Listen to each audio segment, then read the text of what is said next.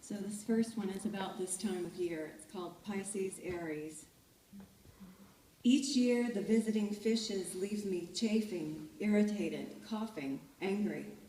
All my sacrifices happen on this rock, zero here. I leave home, I give birth, I change jobs, I fear blindness.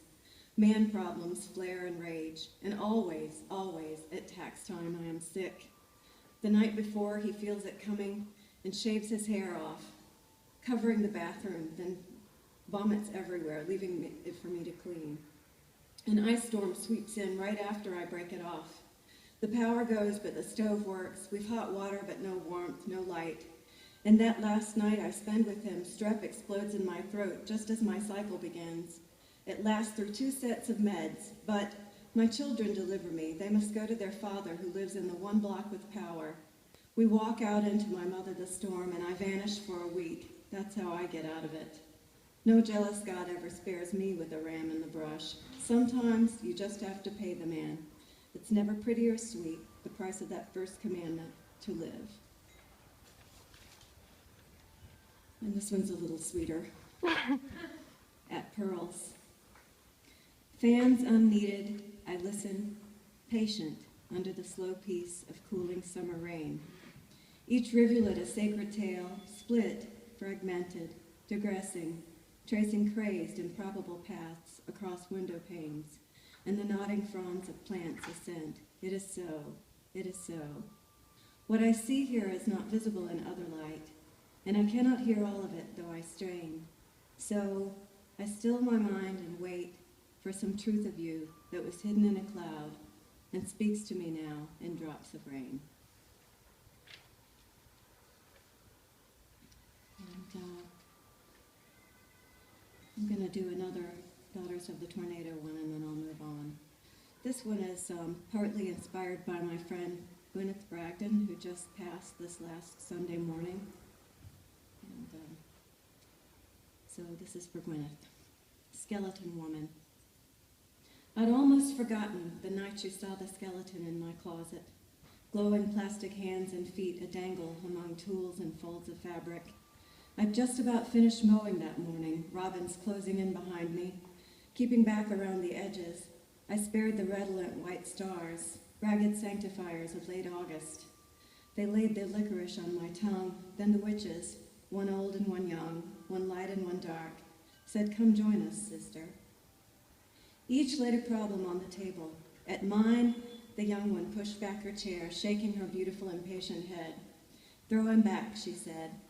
"He saw your skeleton, or maybe his own, and he couldn't handle it. He's not the man for you. You can do better."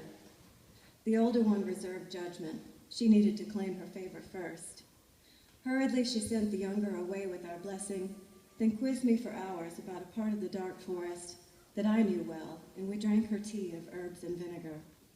Then when she walked me to the door, she said, "Oh, honey, I hope he wakes up and smells the coffee and decides that it smells good." I feel like I'm reading a little fast, but I'm going to get through some of these. All right, so this next one of the things that I appreciate the most about going to the beach is that after about 3 days of having anxiety attacks and freaking out, I kind of leave the self that has been plaguing me for the rest of the year behind, and just sort of am one with the elements as much as I can be. So this one is called Life on the Water. Morning and evening, water birds rose up in a benediction discordant and terrible. Off-key notes haphazardly struck. Like a child's squawking leaf blade blasts, they made their uneven way aloft. Afternoons of gliding birds, fluid of movement, introspective, intent, admitting no interruption, continuous, the driven and stoic heron, solemn even in splashes of success, days resonant of a wind and sun-driven tune, the rhythms of water, the top notes of a whirring insect sonar, an outward signing of immersed in silent schools. Halcyon days, patrolled by pelican formations, the air bright with sounds of wind riders, pierced and triumphant with the arced cries of avaricious gulls. At bottom, the comic foolishness of small birds running to fish the beach. the raised dukes and harsh lovemaking of crabs, the kamikaze bat flapping of nighthawks hunting mosquitoes.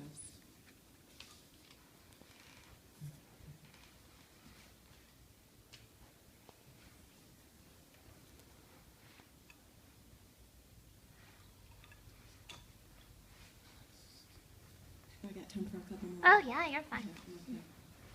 All right, so this next one is not very politically correct, but I'm going to read it anyway.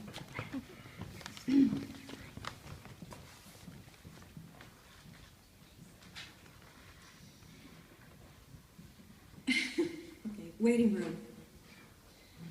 I have spent half my life in this place. It is different every time except for the waiting. Hospitals, airports, train stations, interviews. Sometimes he is the principal. He thinks he is so funny when he lays a pun on me. A time or two, Paige has been with me. This time I'm in a courtyard. He's killing me here.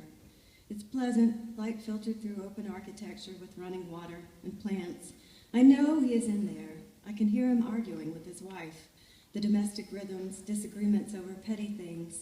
He does not want to take the medication or, like Saeed, quote, to have dinner with fucking Alex. Their voices drift out to me as music at varying volumes and pitches.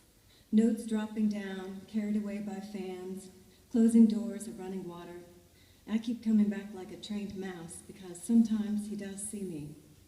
Tonight, though, I dozed on the couch. A prince carried me away in my sleep.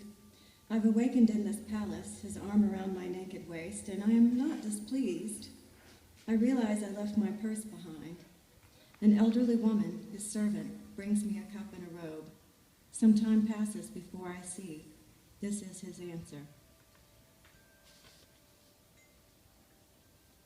1, 2 more? 2, 3 more. 2 is all right. You're fine. 2, 3 more? Okay. I've been reading fast. All right. You're perfect. So my a lot of the poems in my book, House of Mercy, which I'm shopping around at the moment, are about the stories that house us. And I am from the Deep South, and so a lot of the stories are about the South. So this poem is called Scarlet and Ret. You live your whole life thinking of yourself as a ruthless survivor, a failure of a woman, but still, in a way, a type of Scarlett O'Hara, until one day the clock springs forward and you see that you are Ret, in hopeless love with someone 18 years, the cosmic symbol of life, younger.